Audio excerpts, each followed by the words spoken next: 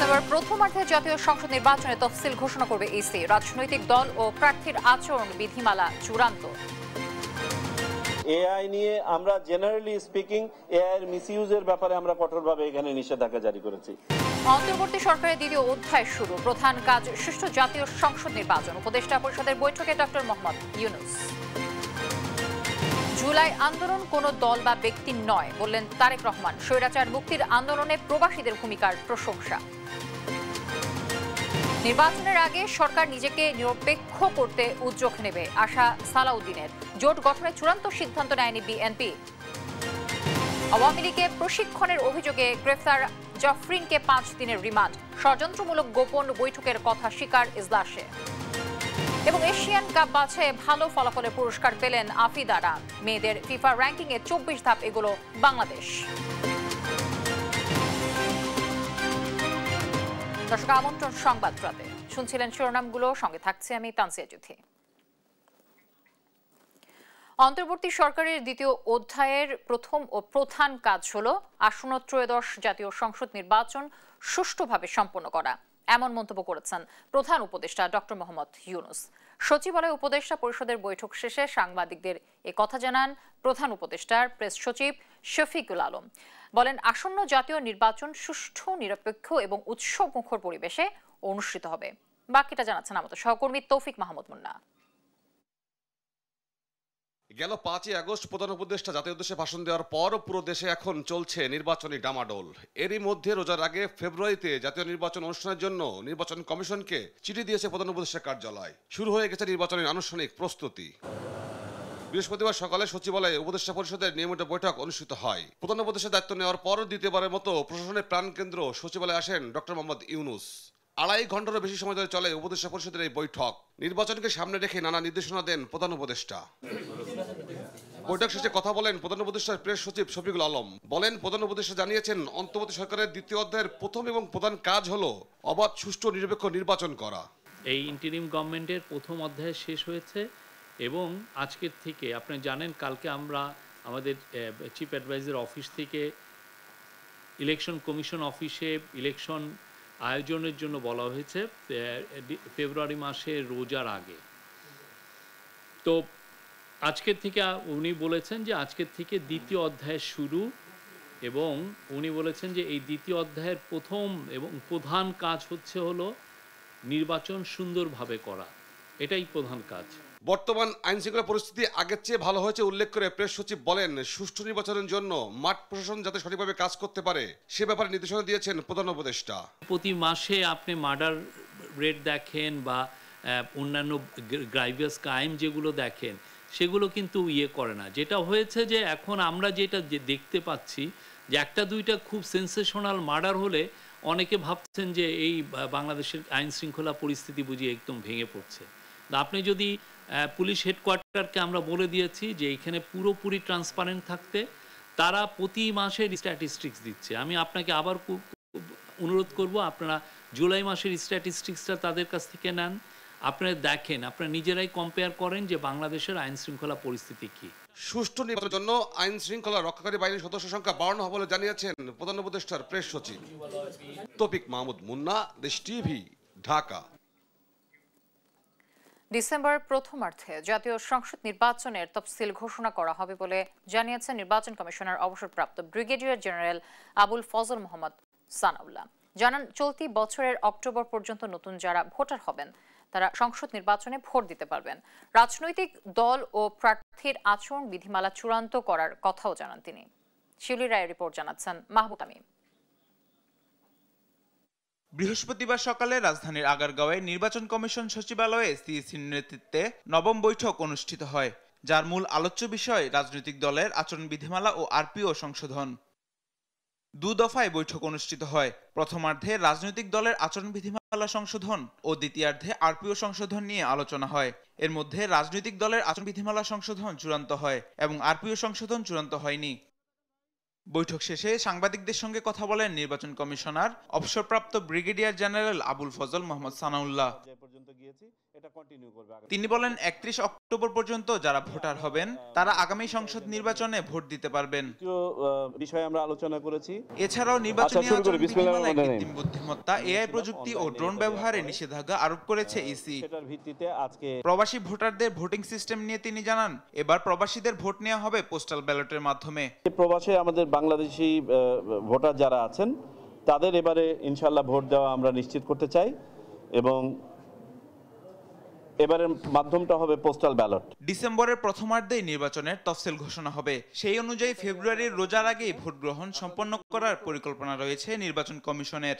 আমাদের পক্ষ থেকে ঘোষণাটা আসবে 2 মাস আগে আনুমানিক, যেদিন আমরা শিডিউল ঘোষণা করব। তো আপনারা ধরেই নিতে পারেন এই শিডিউল ঘোষণার কাজটা আমাদের ডিসেম্বর মাসের প্রথম অর্ধেই আপনারা পাবেন। মাহবুব তামিম, দেশ টিভি, ঢাকা। জুলাই আন্দোলন সবার, এই আন্দোলন কোনো দল বা ব্যক্তির একার নয় বলে মন্তব্য করেছেন বিএনপির ভারপ্রাপ্ত চেয়ারম্যান তারেক রহমান। বুধবার যুক্তরাষ্ট্রের লন্ডনে ডাক্তার জুবাইদা রহমানের বাবা ও সাবেক নৌবাহিনী প্রধান রিয়ার অ্যাডমিরাল মাহবুব আলী খানের মৃত্যুবার্ষিকীর দোয়া মাহফিলে কথা বলেন তিনি। লন্ডনের রয়্যাল রিজেন্সিতে আয়োজিত শ্বশুরের এই দোয়া মাহফিলে অংশ নিয়ে স্বৈরাচার মুক্তির আন্দোলনে সারা বিশ্বের প্রবাসী বাংলাদেশিদের প্রশংসা করেন তারেক রহমান। এ সময় দেশের জন্য কাজ করার ও দেশের মানুষের পাশে দাঁড়ানোর এবং আগামী দিনে যে গণতান্ত্রিক সরকার আসবে সেই সরকারকেও সহযোগিতা করার আহ্বান জানান তিনি। আন্দোলনের মাধ্যমে দেশে পরিবর্তন এসেছে। আমরা রাজনৈতিক দলের পক্ষ থেকে বিভিন্ন সময় এই আন্দোলনকে সফল করার জন্য দেশের প্রতিটি শ্রেণীর পেশা মানুষকে ধন্যবাদ জানাচ্ছি। কারণ একজন রাজনৈতিক কর্মী হিসেবে আমি বিশ্বাস করি যে গত বছর 5ই আগস্ট যে বিজয় আমরা অর্জন করেছি, এই বিজয়টি কোনো একক কোনো সংগঠন বা কোনো দলের দ্বারা সমাজের সর্বস্তরের মানুষ, প্রত্যেকটি শ্রেণী পেশার মানুষ রাজপথে নেমে এসেছিলেন বলেই এই আন্দোলনটি সফল হয়েছে। নির্বাচনের আগে সরকার নিজেকে নিরপেক্ষ করতে উদ্যোগ নেবে বলে আশা প্রকাশ করেছেন বিএনপি স্থায়ী কমিটির সদস্য সালাউদ্দিন আহমদ। বলেন, নির্বাচন সুষ্ঠু ও স্বচ্ছ করতে জনগণ ও সেনাবাহিনীকে মূল ভূমিকা রাখতে হবে। নির্বাচনে জোট গঠনে বিভিন্ন রাজনৈতিক দলের সঙ্গে আলোচনা হলেও বিএনপি এখনও সিদ্ধান্ত চূড়ান্ত করেনি বলেও জানান তিনি। সাইফুল রিপনের প্রতিবেদন। গুলশানের নিজ বাসভবনে সমসাময়িক ইস্যুতে সাংবাদিকদের সঙ্গে কথা বলেন বিএনপির স্থায়ী কমিটির সদস্য সালাউদ্দিন আহমদ। জুলাই সনদ সবাই স্বাক্ষর করলে সেটাই হবে ন্যাশনের কাছে একটা অঙ্গীকার, প্রতিশ্রুতি। বলেন, নির্বাচন অনুষ্ঠানের প্রয়োজনীয় প্রস্তুতি নিতে কমিশনকে চিঠি দেয়া অন্তর্বর্তী সরকারের 1 বছরে নেয়া সবচেয়ে গুরুত্বপূর্ণ পদক্ষেপ। নির্বাচন অনুষ্ঠানের জন্য আগামী 2026-এর ফেব্রুয়ারির প্রথমার্ধে রোজার আগে যে চিঠি পাঠিয়েছে, এই চিঠিটা হলো গত 1 বছরের মধ্যে সবচেয়ে গুরুত্বপূর্ণ পদক্ষেপ। দেশের বর্তমান আইন শৃঙ্খলা পরিস্থিতিতে সুষ্ঠু নির্বাচনে জনগণ ও সেনাবাহিনী মূল ভূমিকা রাখবে বলে আশা করেন সালাউদ্দিন আহমদ।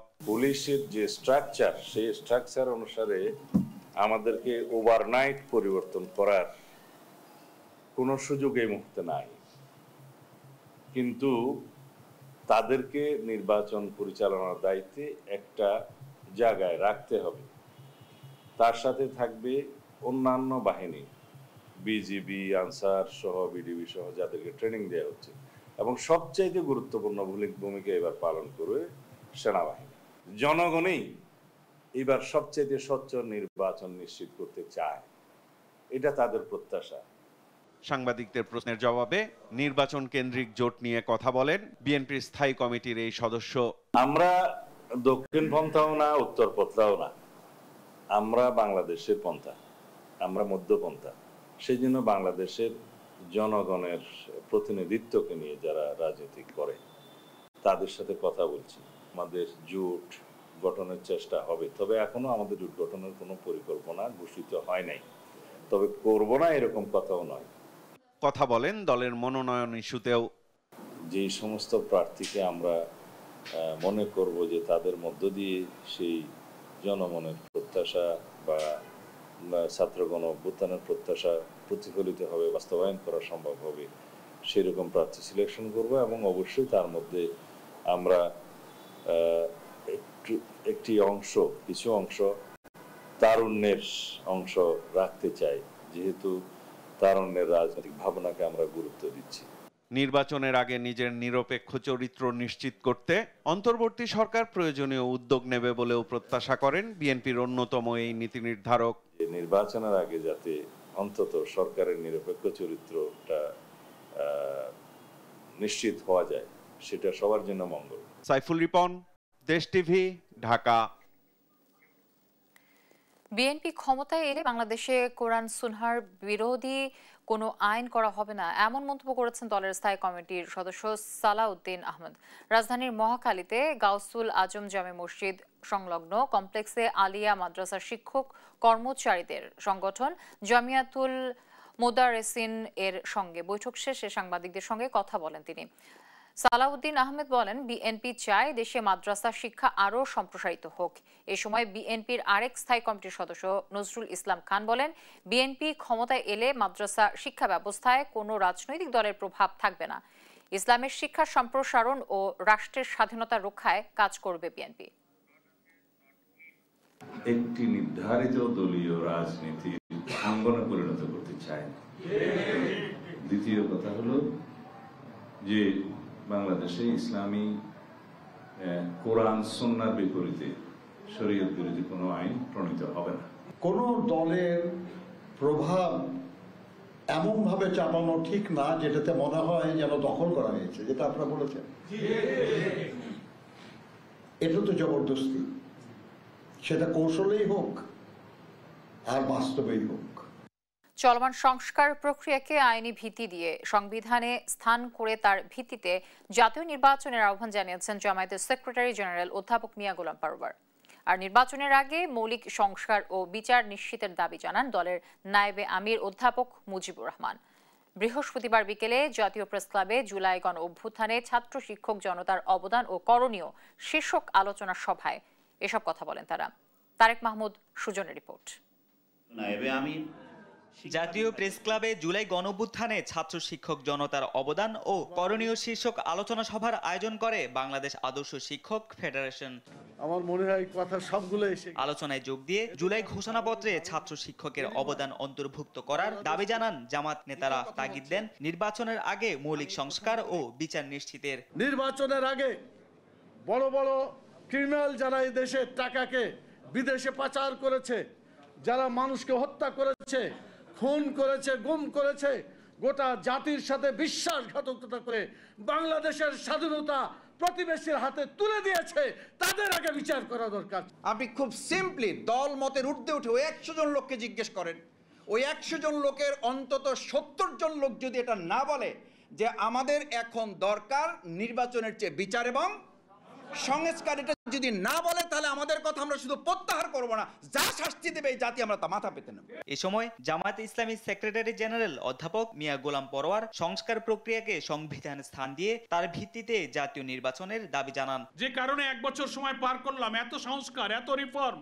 এত কমিশন, বাবারে সেটা তো ইলেকশনের আগে এটা কার্যকরী করেই না একটা নিরপেক্ষ ইলেকশন হবে। এখন আপনি যদি বলেন না এইটা এখন এই ইলেকশন হবে না, ইলেকশন হবে 2 বছর পরে, যারা আসবে তারা এটা করবে, তার অর্থ কি হলো? যে লাউ সেই কদু। সংস্কারবিহীন নির্বাচন হলে আবারও ফেসিবাদ মাথাচাড়া দেবে বলেও আশঙ্কা করেন তিনি। এই বিদ্যমান রাষ্ট্র কাঠামোর মধ্যে আরেকটা সরকার নির্বাচনের ব্যবস্থা করার অর্থ হলো এর ভিতর দিয়ে আরেকটা ফেসিবাদের জন্ম দেওয়া হবে। তারেক মাহমুদ সুজন, দেশ টিভি, ঢাকা। রাজধানীর ভাটারা থানার সন্ত্রাস বিরোধী মামলায় মেজর সাদিকুলের স্ত্রী সুমাইয়া জাফরিনকে 5 দিনের রিমান্ড মঞ্জুর করেছে চিফ মেট্রোপলিটন ম্যাজিস্ট্রেট আদালত। শুনানির সময় এজলাসে আসামি সুমাইয়া জাফরিন ষড়যন্ত্রমূলক গোপন বৈঠকের বিষয়টি স্বীকার করেন। এ সময় একই মামলায় আরেক আসামি আদনানের 10 দিনের রিমান্ড চাওয়া হলে 7 দিন মঞ্জুর করে আদালত। ফজলে আদিত্যের প্রতিবেদন, জানাচ্ছেন মাহবুব তামিম। রাজধানীর বসুন্ধরা আবাসিক এলাকার কেবি কনভেনশন হলে ষড়যন্ত্রমূলক গোপন বৈঠকের সন্ত্রাস বিরোধী মামলায় সেনাবাহিনীর মেজর সাদিকুল হকের স্ত্রী সুমাইয়া জাফরিনকে বুধবার রাতে গ্রেপ্তার করে মহানগর গোয়েন্দা পুলিশ। বৃহস্পতিবার বেলা 12টায় সুমাইয়া সহ আরও 2 আসামিকে আদালতে হাজির করে 7 দিনের রিমান্ড আবেদন করে গোয়েন্দা পুলিশ। চিফ মেট্রোপলিটন ম্যাজিস্ট্রেট আদালতের বিচারক মোহাম্মদ সেফাতুল্লাহ শুনানি শেষে সুমাইয়াকে 5 দিন এবং আরেক আসামি আদনানকে 7 দিনের রিমান্ড মঞ্জুর করে। আমরা বিজ্ঞ আদালতে 7 দিনের রিমান্ড চাই।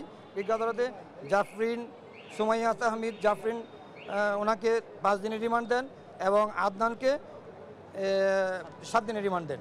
আসামি পক্ষের আইনজীবীর দাবি সন্দেহভাজন হিসেবে গ্রেপ্তার করা হয়। আদালতে তার জামিন আবেদন করলে তা নামঞ্জুর করে।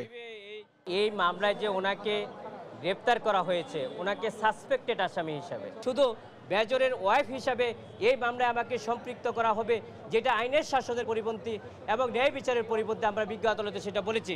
ন্যায় বিচার পেতে আসামি পক্ষ উচ্চ আদালতে আবেদন করবে বলে জানান এই আইনজীবী। আজকের যে আদেশ হয়েছে সেই আদেশে আমরা সংক্ষুব্ধ হয়েছি। আমরা মনে করেছি সেখানে আইনের শাসন প্রতিষ্ঠিত হয়নি এবং আমরা ন্যায় বিচার হতে বঞ্চিত হয়েছি। আমরা সেখানে এর এগেইনস্টে আমরা উচ্চ আদালতে যাব। এদিকে এই বিষয়ে ডিএমপির মিডিয়া সেন্টারে এক সংবাদ সম্মেলনে ডিসি তালেবুর রহমান বলেন, রাষ্ট্রবিরোধী ষড়যন্ত্রের ঘটনায় সুমাইয়ার কি ধরনের ভূমিকা ছিল তা খতিয়ে দেখা হচ্ছে। সুমাইয়া জাফরি নামক এক নারীকে এই ঘটনায় সংশ্লিষ্টতার অভিযোগে হেফাজতে নিয়েছি এবং তাকে ইতিমধ্যে আদালতে প্রেরণ করা হয়েছে। আমরা তার সাথে বিস্তারিত কথা বলে বিশদ জিজ্ঞাসাবাদে হয়তো তার সংশ্লিষ্টতা এবং অন্যান্য বিষয়গুলো জানার চেষ্টা করব। আমরা খুব গুরুত্ব দিয়ে তদন্ত করে দেখছি এখানে যারা সমবেত হয়েছিলেন তাদের কি উদ্দেশ্য ছিল এবং এখানে ভিন্ন কোনো পরিকল্পনা ছিল কিনা, এই সব খুঁটিনাটি দিক আমরা বিশ্লেষণ করে দেখছি। এই ঘটনায় এখন পর্যন্ত 28 জনকে গ্রেপ্তার করা হয়েছে। তাদের জিজ্ঞাসাবাদে নতুন নতুন তথ্য সামনে আসছে বলেও জানান এই পুলিশ কর্মকর্তা। উক্ত ঘটনায় ইতিমধ্যে 28 জনকে গ্রেফতার করা হয়েছে। মাহবুব তামিম, দেশ টিভি, ঢাকা। ভুয়া প্রতিষ্ঠানের নামে ইউসিবি ব্যাংক থেকে ঋণ গ্রহণের অভিযোগে সাবেক ভূমি মন্ত্রী সাইফুজ্জামান চৌধুরী, জাভেদ সহ 47 জনের বিরুদ্ধে পৃথক 2টি মামলা করেছে দুদক। বৃহস্পতিবার দুপুরে দুর্নীতি দমন কমিশনে এক প্রেস ব্রিফিংয়ে এ কথা জানায় দুদকের উপপরিচালক মোহাম্মদ আক্তারুল ইসলাম। বলেন, কাগজপত্রে প্রতিষ্ঠান দেখিয়ে 48 কোটি টাকা আত্মসাৎ করেছেন তারা। দুদকের অনুসন্ধানে প্রাথমিকভাবে যার সত্যতাও মিলেছে। তাদের করা 2টি মামলায় সাবেক ভূমি মন্ত্রী সাইফুজ্জামান চৌধুরী, জাভেদকে 1 নম্বর আসামি করা হয়েছে। লন্ডারিং করে অপরাধমূলক বিশ্বাসভঙ্গ করত ইউনাইটেড কমার্শিয়াল ব্যাংকের 25 কোটি টাকা আত্মসাৎ করেছেন মর্মে প্রাথমিকভাবে প্রমাণিত হয়েছে। এই অভিযোগের আত্মসাতের অভিযোগে আজকে দুদকের সজেকা চট্টগ্রাম সমন্বিত জেলা কার্যালয় চট্টগ্রাম থেকে সাইফুজ্জামান চৌধুরী, সাবেক ভূমিমন্ত্রী সহ 24 জনের বিরুদ্ধে একটি মামলা। জাতীয় নাগরিক পার্টি এনসিপির দেয়া কারণ দর্শানো নোটিশের ব্যাখ্যা দিয়েছেন দলটির মুখ্য সমন্বয়ক নাসির উদ্দিন পাটোয়ারি। বৃহস্পতিবার নিজের ভেরিফাইড ফেসবুক অ্যাকাউন্টে এক পোস্টে এ কথা জানান তিনি। এনসিপির যুগ্ম সদস্য সচিবের সালে উদ্দিন সিফাত মাধ্যমে আহ্বান ও সদস্য সচিবের কাছে লিখিত জবাব দেন নাসির উদ্দিন পাটোয়ারি। জবাবে তিনি লেখেন, আমি ঘুরতে গিয়েছিলাম, তবে এই ঘোরার লক্ষ্য ছিল রাজনীতির ভবিষ্যৎ দিক নির্দেশনা নিয়ে একান্তে চিন্তা ভাবনা করা। সাগরের পাড়ে বসে আমি গভীরভাবে ভাবতে চেয়েছি গণ অভ্যুত্থান, নাগরিক কমিটি, নাগরিক পার্টির কাঠামো, ভবিষ্যৎ গণপরিষদ এবং একটি নতুন গণতান্ত্রিক সংবিধানের রূপরেখা নিয়ে। এ সময় তিনি আরও জানান, এটিকে কোনো অপরাধ বলে মনে করেন না, বরং একজন রাজনৈতিক কর্মীর জন্য এটি একটি দায়িত্বশীল মানসিক চর্চা হিসেবেই উল্লেখ করেন তিনি।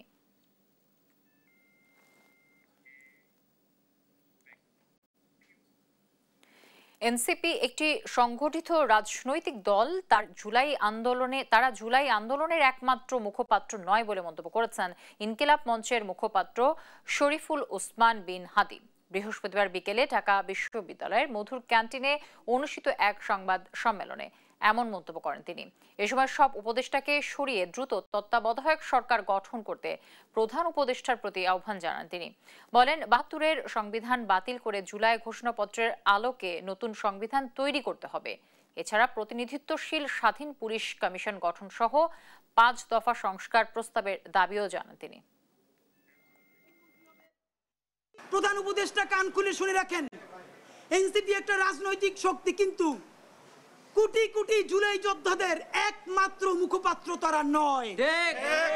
এনসিপি সমাবেশ করলে লোক কম হয় এর মানে এই না যে মানুষ জুলাই ভুলে গেছে অথবা জুলাইয়ের রক্তের সাথে সে গাদ্দারি করার কাউকে অনুমতি দিছে। সময়মতো ডাকসু নির্বাচন হলে শিক্ষার্থীরা তাদের অধিকার ফিরে পাবে বলে মন্তব্য করেছেন ইসলামী ছাত্র আন্দোলন বাংলাদেশ। বৃহস্পতিবার ঢাকা বিশ্ববিদ্যালয়ে ডাকসু ভবনের সামনে সংবাদ সম্মেলনে এসব কথা বলেন তারা। বলেন, একটি পক্ষ ডাকসু নির্বাচন বানচালের চেষ্টা করছে, তাদের সে চক্রান্ত রুখে দিতে প্রস্তুত ইসলামী ছাত্র আন্দোলন বাংলাদেশ। কোনো পক্ষ যাতে ডাকসু নির্বাচন নিয়ে নোংরা রাজনীতি করতে না পারে সেদিকেও সজাগ থাকতে হবে। এরপর ডাকসু নির্বাচনে ইসলামী ছাত্র আন্দোলনের পূর্ণাঙ্গ প্যানেল ঘোষণা করা হয়। সেখানে ইয়াসিন আরাফাতকে ভিপি, খায়রুল আহসান মারজানকে ডিএস এবং সাইফ মোহাম্মদ আলাউদ্দিনকে এজিএস প্রার্থী হিসেবে ঘোষণা করা হয়। দীর্ঘ 6 বছর পরে ডাকসু নির্বাচন অনুষ্ঠিত হতে যাচ্ছে। এটার জন্য কোনো পক্ষ এই বিবাদের সুযোগ নিয়ে ডাকসু নির্বাচনকে বানচাল করতে না পারে এই ব্যাপারে আমাদের সকলকে সজাগ থাকতে হবে। এবং ৭১ প্রশ্ন ঢাকা বিশ্ববিদ্যালয়ের জন্য অত্যন্ত ভ্যালিড এবং বাংলাদেশের রাজনীতির জন্য অত্যন্ত প্রাসঙ্গিক একটি প্রশ্ন। তো এই প্রশ্নের জায়গায় সকলকে স্বচ্ছ থাকা উচিত। অর্থ পাচার প্রতিরোধ আইনের মামলায় আলোচিত ঠিকাদার এস.এম. গোলাম কিবরিয়া শামীম ওরফে জি.কে. শামীমকে 10 বছর কারাদণ্ড থেকে খালাস দিয়েছেন বিচারিক আদালত। বৃহস্পতিবার বিচারপতি এ.এস.এম. আব্দুল মবিন এবং বিচারপতি মোহাম্মদ জাবিদ হোসেনের হাইকোর্ট বেঞ্চ এই রায় দেন। বিচারিক আদালতের রায়ের বিরুদ্ধে আসামিরা আপিল করলে আসামিদের আপিল মঞ্জুর করেন আদালত। এই মামলায় আরও 7 জনকেও খালাস দিয়েছেন হাইকোর্ট।